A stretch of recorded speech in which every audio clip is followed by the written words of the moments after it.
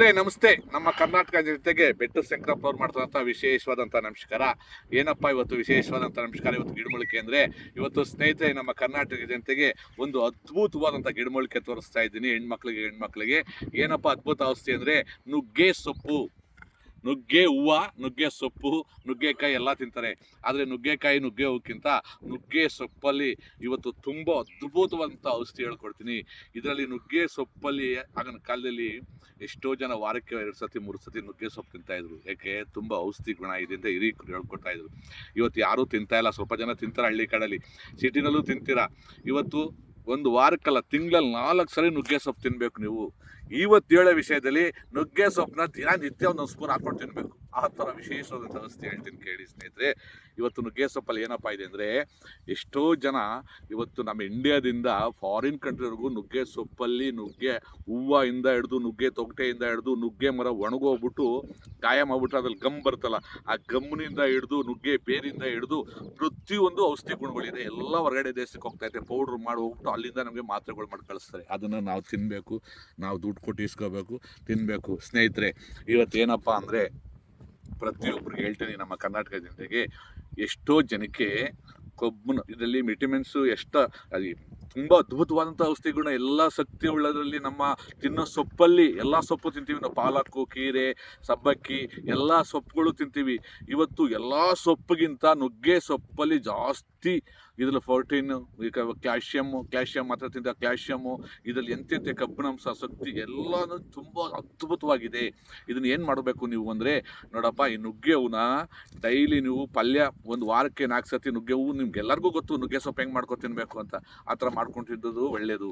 ಎರಡನೇದು ಬಂದು, ಹೆಣ್ಣು ಮಕ್ಕಳಿಗೆ ಡೆಲಿವರಿ ಆದಮೇಲೆ ಹೊಟ್ಟೆ ಕಟ್ತಾರಲ್ಲ, ಬಟ್ಟೆ ಹಾಕಿ ಕಟ್ತಾರೆ, ಹೊಟ್ಟೆ ಕಟ್ಟಬೇಕು ಅಂತಾರೆ. ಆಗಿನ ಕಾಲದಲ್ಲಿ ಕಟ್ತಾಯಿದ್ರು, ಹೊಟ್ಟೆ ಕರೆಕ್ಟಾಗಿ ಇಕ್ತಾಯಿತ್ತು. ಇವಾಗ ಕಟ್ಟಲ್ಲ, ಸೀಜರಿಂಗ್ ಆಗ್ಬಿಟ್ಟು ಅಲ್ಲಿ ಗಾಯಕ್ಕೆ ನೋವಾಗಿ ಹೋಗುತ್ತೆ. ಅದೆಲ್ಲಿ ಕಟ್ಟಕ್ಕಾಗುತ್ತೆ? ಅವರು ಕಟ್ಟಕ್ಕಾಗಲ್ಲ, ಹೊಟ್ಟೆ ಮುಂದೆ ಬಂದ್ಬಿಡ್ತಾರೆ ಹೆಣ್ಣು ಮಕ್ಳಿಗೆ. ಪಾಪ ಅವಾಗ ಏನು ಮಾಡ್ತಾರೆ, ಹೊಟ್ಟೆ ಮುಂದೆ ಬಂದ್ಬಿಡ್ತು ಅಂತ ಸಂಕೋಚ ಇರುತ್ತೆ ಹೆಣ್ಮಕ್ಳಿಗೆ. ನಮಗಿದೆ ಹಾಸ್ಪಿಟ್ಲ್ ಹೋಗ್ತಾರೆ, ಆ ಮಾತ್ರೆ ಈ ಮಾತ್ರೆ, ಔಷಧಿ, ಬ್ಯಾಂಡೇಜು, ಬೆಲ್ಟ್ ಕಟ್ಟಿ ಕರ್ಗೋಗುತ್ತೆ ಅಂತ ಹೇಳ್ತಾರೆ. ಗಂಡು ಮಕ್ಳು ಕೂಡ ಹೊಟ್ಟೆ ಬರುತ್ತೆ.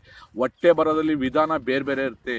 ಒಬ್ರಿಗೆ ಗ್ಯಾಸ್ಟ್ರಿಕ್ಕು ಹೊಟ್ಟೆ ಬರುತ್ತೆ, ಒಬ್ಬರಿಗೆ ಮಾಮೂಲಿ ತಿನ್ನೋ ಆಹಾರದಿಂದ ಹೊಟ್ಟೆ, ಒಬ್ರಿಗೆ ಕೊಬ್ಬಿನಂಶ ಅಂದರೆ ಚರ್ಬಿ, ಅಂದರೆ ಹೊಟ್ಟೆಯಲ್ಲಿ ಚರ್ಬಿ ಕಟ್ಕೊಬಿಟ್ಟೈತೆ ಅಂತ ಹೇಳ್ತಾರೆ. ಅಂಥವ್ರಿಗೂ ಕೂಡ ಇದೇನಾಗುತ್ತೆ ಅಂದರೆ, ನೋಡಿ ಸಿಂಪಲಾಗಿ ಹೇಳ್ತೀನಿ, ಇದನ್ನ ಏನು ಮಾಡಬೇಕು ನೀವು ಅಂದರೆ, ನಾವು ನುಗ್ಗೆ ಸೊಪ್ಪು ಬಿಡಿಸ್ಕೊತೀವಲ್ಲ, ಈ ಥರ ಬಿಡಿಸ್ಕೊಳ್ಳಿ. ಈ ಥರ ಮಾಮೂಲಿ ಈ ಥರ ಬಿಡಿಸ್ಕೊಂಡು ಇದನ್ನ ಏನು ಮಾಡಬೇಕು ಅಂದರೆ, ನೀಟಾಗಿ ಒಂದು ಅಷ್ಟು ಮಾರ್ಕೆಟಲ್ಲಿ ತೊಗೊಬನ್ನಿ. ಹಳ್ಳಿಲಿರೋರಿಗೆಲ್ಲ ಸಿಗುತ್ತೆ, ಎಲ್ಲ ತೊಗೊಬರ್ಬೋದು.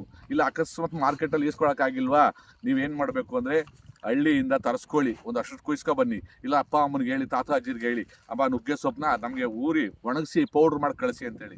ಅವರು ಪೌಡ್ರ್ ಮಾಡ್ಕೋಬೇಕು. ಯಾವ ಥರ ಈ ನುಗ್ಗೆ ಸೊಪ್ಪನ್ನೆಲ್ಲ ಒಣಗಿಸ್ಬಿಟ್ಟು ನೀಟಾಗಿ ಪೌಡ್ರ್ ಮಾಡ್ಕೋಬೇಕು. ಯಾವ ಥರ ಪೌಡ್ರ್ ಮಾಡ್ಕೋಬೇಕು ಅಂದರೆ, ಇದನ್ನು ನೀಟಾಗಿ ಒಣಗಿಸಿ ಮಿಕ್ಸಿಗೆ ಹಾಕಿ ಪೌಡ್ರ್ ಮಾಡಿದ್ರೆ ನುಣ್ಣು ಪೌಡ್ರ್ ಆಗೋಗುತ್ತೆ. ಇದನ್ನು ಏನು ಮಾಡಬೇಕು ಅಂದರೆ, ನೀವು ತೊಗೊಂಡೋಗ್ಬಿಟ್ಟು ಊಟದಲ್ಲಿ ಊಟ ಮಾಡಬೇಕಾದ್ರೆ ನೀವು ಯಾವುದೇ ಸಾರು ಮಾಡಿರಿ, ಒಂದು ಸ್ವಲ್ಪ ಅನ್ನ ತೊಗೊಳ್ರಿ, ತೊಗೊಂಡು ಒಂದು ಸ್ಪೂನ್ ಔಷಧಿ ಯಾವುದೇ ನುಗ್ಗೆ ಸೊಪ್ಪು ಪೌಡ್ರ್ 1 ಸ್ಪೂನ್ ಹಾಕ್ಬಿಟ್ಟು, ತುಪ್ಪ ಬರುತ್ತೆ ಗೊತ್ತಾ, ತುಪ್ಪ ಆದರೂ ಹಾಕ್ಕೋಬೋದು, ನೀವು ಎಣ್ಣೆ ಬೇಕಾದ್ರೂ ತಿನ್ನೋ ಎಣ್ಣೆ ಹಾಕ್ಕೋಬೋದು. ಇವು ಎರಡರಲ್ಲಿ ಹಾಕ್ಬಿಟ್ಟು ಸ್ವಲ್ಪ ಉಪ್ಪು ಹಾಕ್ಬಿಟ್ಟು ಚೆನ್ನಾಗಿ ಕಲಿಸ್ಬಿಟ್ಟು 1 ಇಡೀ ತಿನ್ನಿರಿ. ಅನ್ನ ಒಂದೇ 1 ಇಡೀ, 1 ಸ್ಪೂನ್ ಔಷಧಿ ಹಾಕ್ಬಿಟ್ಟು 1 ಇಡೀ ತಿನ್ನಿ. ಆಮೇಲೆ ಬೇರೆ ಸಾರಲ್ಲಿ ಯಾವುದ್ರಲ್ಲೂ ತಿನ್ನಿ.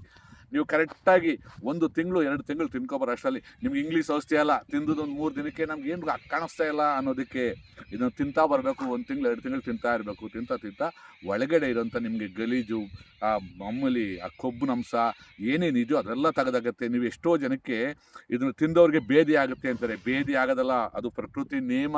ಭೇದಿ ಆಗಬೇಕು ನುಗ್ಗೆ ಸೊಪ್ಪು ತಿಂದಾಗ. ಆವಾಗಲೂ ಹೊಟ್ಟೆ ಗಲೀಜನ್ನೆಲ್ಲ ತೆಗೆದು ಈಚೆ ಕಡೆ ಹಾಕೋದು ಪ್ರಕೃತಿ ನೇಮದಲ್ಲಿ.